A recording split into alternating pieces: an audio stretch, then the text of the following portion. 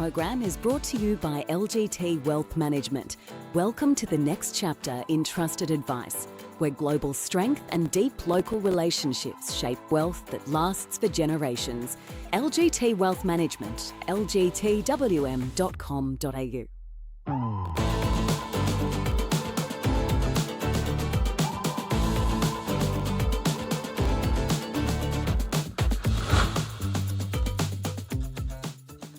Good morning and welcome to the Global View here at AusBiz. I'm Andrew Gagan. Good to have you with us on this Wednesday. Let's get across what we have seen overnight.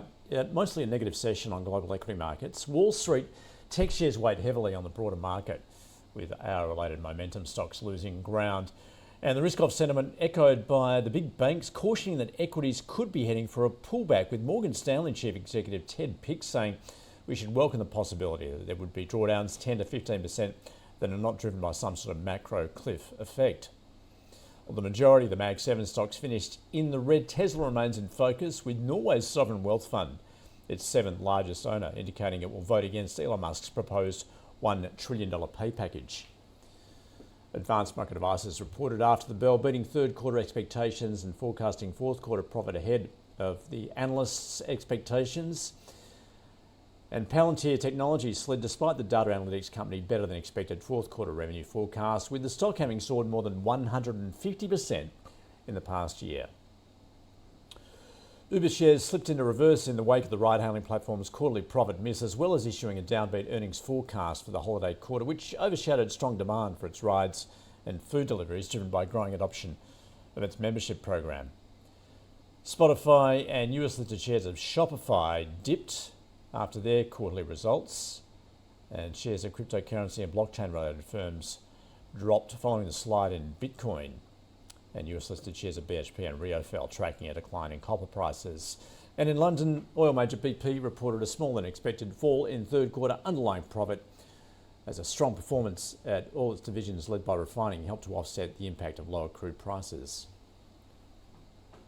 Well, the US government shutdown has entered its 35th day, matching a record set during Donald Trump's first presidency, with his administration warning of potential chaos at airports going into the holiday period.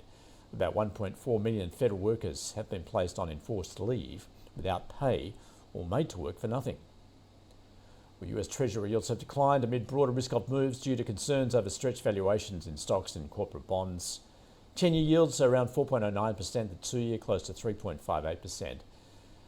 And the US dollar climbed to a fresh 4-month high against the euro as divisions in the Fed raised doubts about another rate cut this year.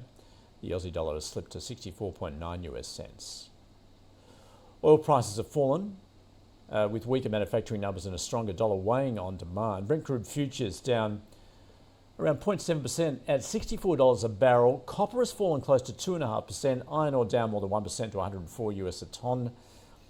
And a strengthening US dollar is weighing on gold, which has continued to fall, now close to $9,340 an ounce. And Bitcoin has slumped, was just a little earlier below 100,000, has climbed back above that level. Let's get more on what we're seeing on US markets. Peter Cardillo joining us from Spartan Capital. Peter, welcome back. Good to see you. So, of course, we're still in the midst of earnings season. I also wanted your view. As I mentioned there, we did hear some comments from two of the big banks warning of a pullback. Would you share that sentiment? Look, there's no doubt that we're headed for some sort of a correction. But when you hear from two CEOs from Wall Street and let's say notable ones at that, they say, well, within a year or perhaps 2 years, we're going to see a 20% correction. You really think that's going to scare the market? Absolutely not.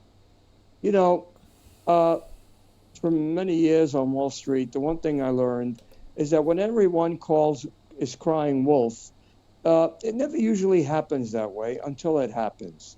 Sure, we're headed for a correction. Sure, the market is high. Sure, valuations are questionable. But I think the ingredients for the market to continue to move higher in the short term remain in place.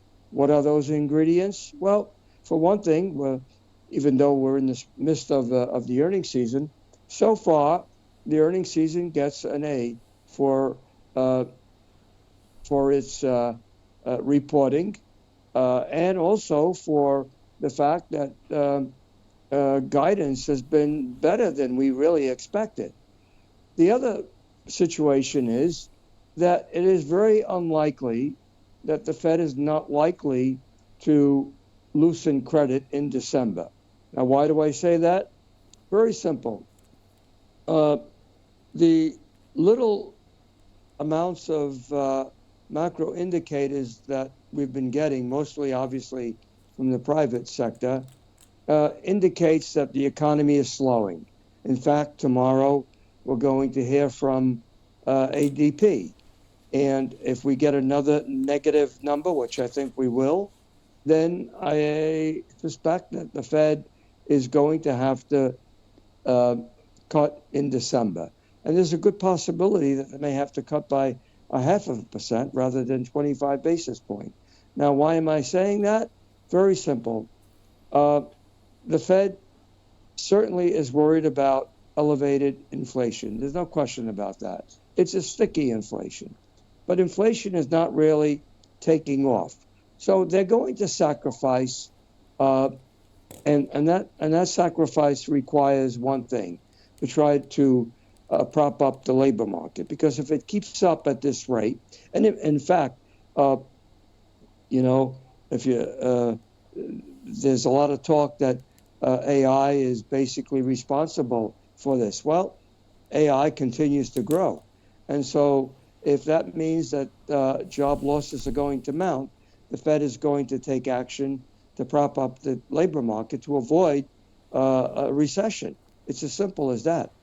Yeah, Peter, we're seeing this push and pull going on within the Fed members at the moment. Obviously, those concerned about higher inflation versus those concerned about lower growth. How are you seeing that play out, particularly on the bond market at the moment? Well, look, the bond market today was a little bit lower, but I think that's because, all the markets got hit. Equities, commodities. The only market that did well today was the U.S. dollar. The dollar index rose above parity. And it looks like that there's a good possibility that it might even strengthen further here.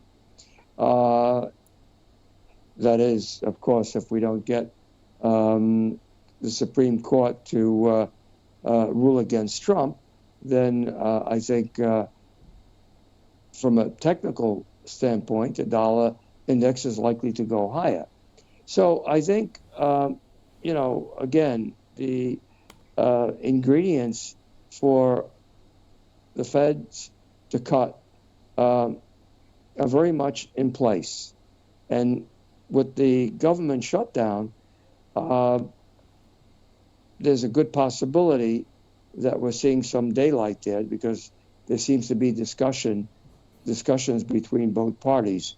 So that tells me that probably after today's election, we're probably going to get some movement on that.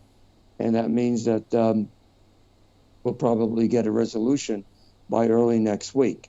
And so once that happens, I think there's a good chance that, we'll begin to get, not a good chance, but we will begin to get the macro indicators that we've been thirsty for the past, 32, 33 days. And that will give us a better indication of where the economy really stands. Now, Peter, you mentioned the strengthening US dollar there. How much is that weighing on gold, and where are you seeing the gold market at the moment? Is that bullish run over? It's weighing on gold and the metals, and I think that we saw that today. But I don't think we're in a major reversal in gold, just like I don't think we're in a major reversal in stocks just yet. I think that gold has the potentials of going higher. I still believe we're headed for 5,000, perhaps not by year end, obviously, but sometime next year we will see. I think we will see gold prices at 5,000. Nothing has changed in terms of the gold fundamentals. Central banks have not reversed their buying. Many people are still looking for a perfect hedge, and that perfect hedge is gold. And just a quick look at energy, Peter. What are you seeing there? Are you expecting those oil prices to remain under pressure at these levels? I'm a little bit surprised because I thought we would see a rally here, at least up to the mid-60s, but we're not seeing that. You know, OPEC just on Sunday, last Sunday, said that they were having a slight increase going forward towards the end of the year, but beginning in the first quarter of 2026, they're not going to raise productions anymore. So I think what we're seeing here is a market that's technically weak. But if you look at the drawdowns week after week, we've seen some huge drawdowns in stockpiles. And that suggests that the price is undervalued by maybe $4 or $5. So I think it's a technical reaction here. And somewhere along the line, we'll probably get a rise towards that mid-60 level, but not much more beyond that. Peter, great to get your assessment of what you're seeing in markets at the moment. Thanks for joining us from Spartan Capital. Thank you for having me.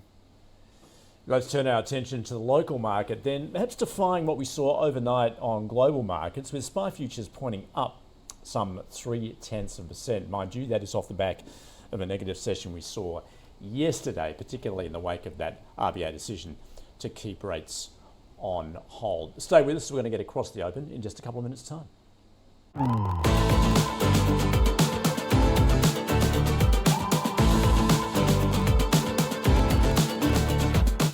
This program is brought to you by LGT Wealth Management. Welcome to the next chapter in trusted advice, where global strength and deep local relationships shape wealth that lasts for generations.